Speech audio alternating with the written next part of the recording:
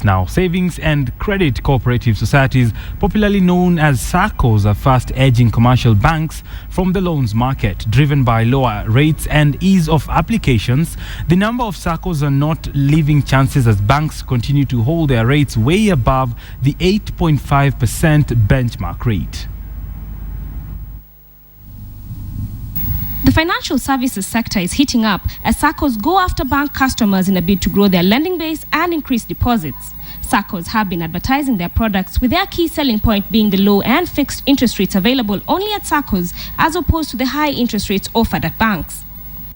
When you compare the prices of loans and advances offered by SACCOs compared to the alternative market, SACCOs are the best in terms of interest pricing. The recent show of bravado is due to a raft of reforms carried out 4 years ago, which led to the establishment of a SACCO regulator whose purpose is to supervise SACCOs and to license deposit-taking SACCOs. SACCOs have invested a lot in education. The government has been very, very proactive also in terms of policy, regulation and support in terms of cooperative legislation and development programs.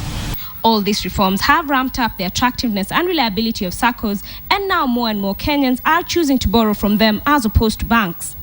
You don't have to have a lot of savings, a big figure in the bank for you to have to take a loan with them. So, in my opinion, I will go for a SACCO rather than the big banks. The rates are cheaper than the bank. The percentage rather.